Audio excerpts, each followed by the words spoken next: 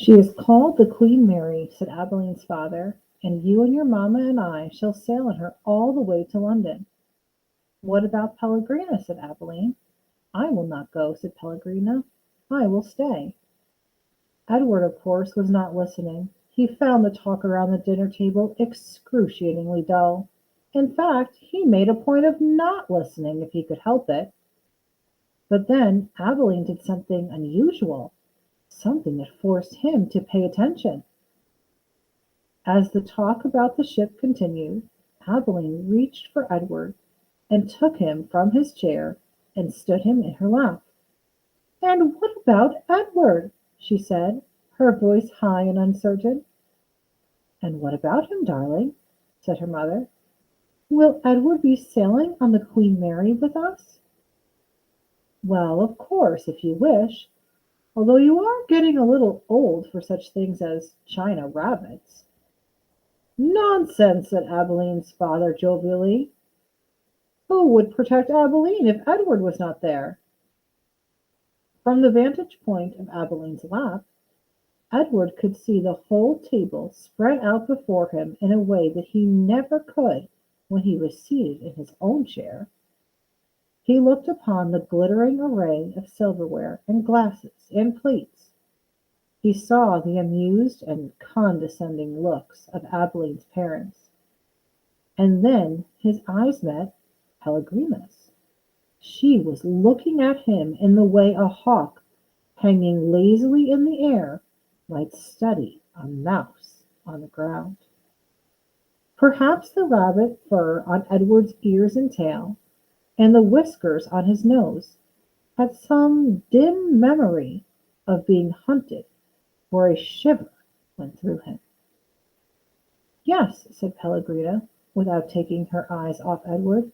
"Who would watch over Abeline if the rabbit were not there?"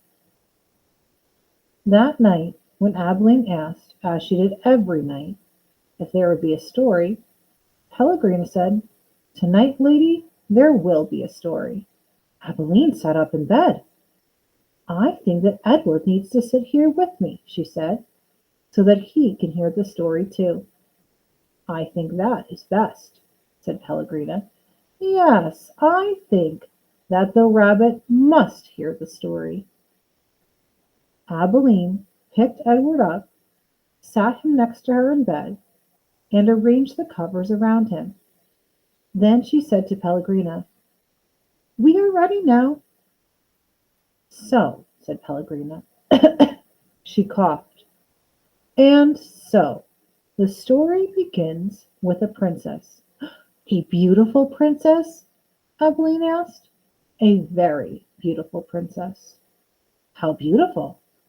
"You must listen," said Pellegrina. "It is all in the story." Once there was a princess who was very beautiful. She shone as bright as the stars on a moonless night. But what difference did it make that she was beautiful? None. No difference. "Why did it make no difference?" asked Abeline. "Because," said Pellegrina, "she was a princess who loved no one, and cared nothing for love, even though there were many who loved her."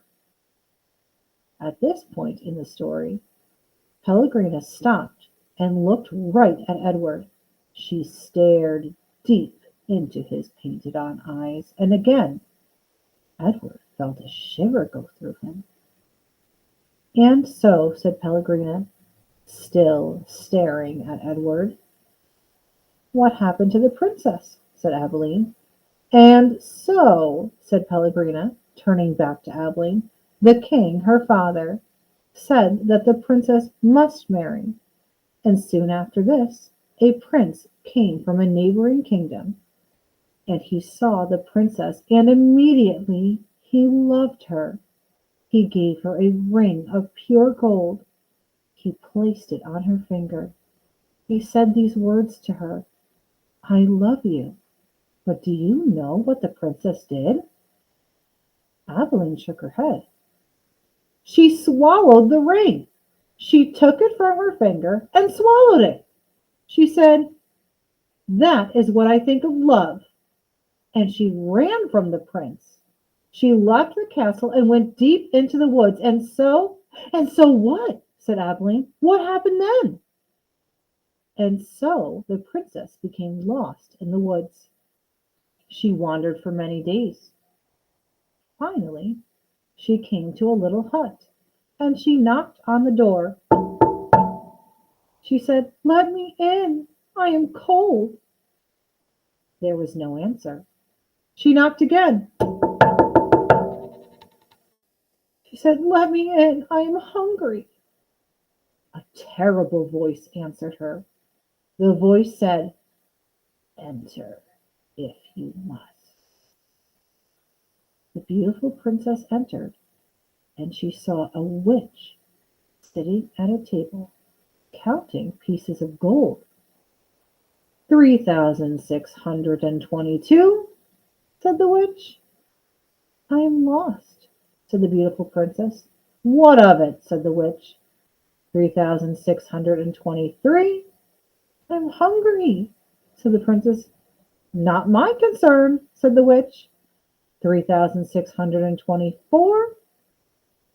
"But I'm a princess," said the princess. 3,625, replied the witch. "My father," said the princess, "is a powerful king. You must help me, or there will be consequences."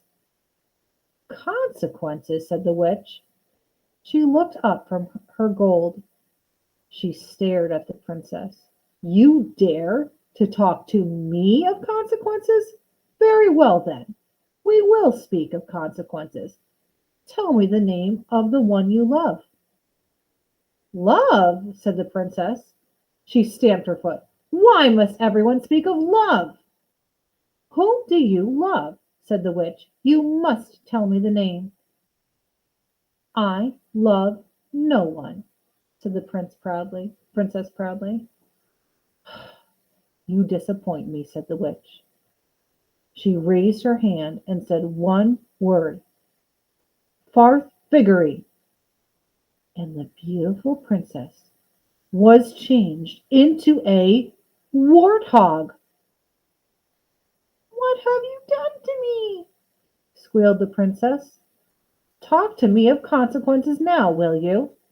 said the witch, and she went back to counting her pieces of gold. 3,626, said the witch, as the warthog princess ran from the hut and out again into the forest. The king's men were in the forest too, and what were they looking for? A beautiful princess. And so when they came upon an ugly warthog, they shot it immediately. Pow! "No," said Abilene. "Yes," said Pellegrina. The men took the warthog back to the castle, and the cook slit open its belly, and inside it she found a ring of pure gold. There were many hungry people in the castle that night, and all of them were waiting to be fed. So the cook put the ring on her finger and finished butchering the warthog.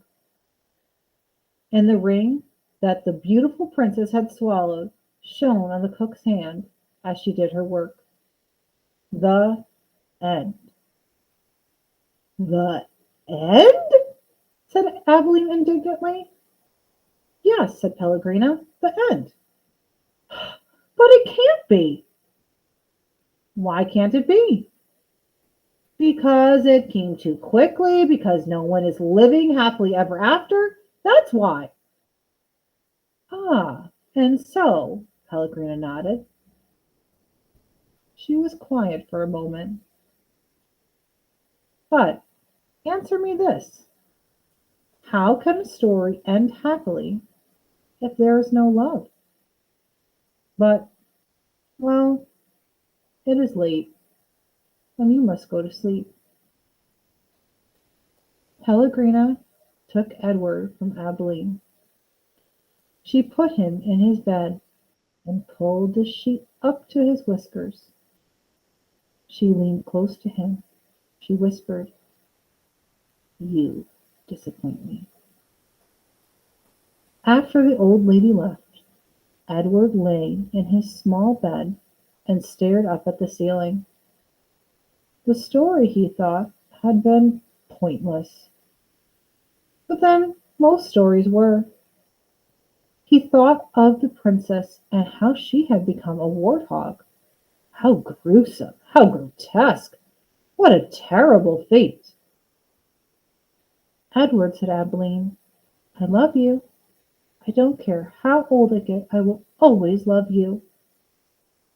"Yes, yes," thought Edward.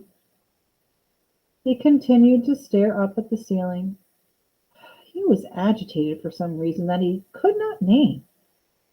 He wished that Pellegrina had put him on his side so that he might look at the stars. And then he remembered Pellegrina's description of the beautiful princess. She shone as bright as the stars on a moonless night. For some reason Edward found comfort in these words, and he repeated them to himself. As bright as the stars on a moonless night. As bright as the stars on a moonless night. Over and over until at last the first light of dawn appeared. These were chapters 3 and 4, and they were read by a third grade teacher who has an identical twin sister. Can you guess who it is?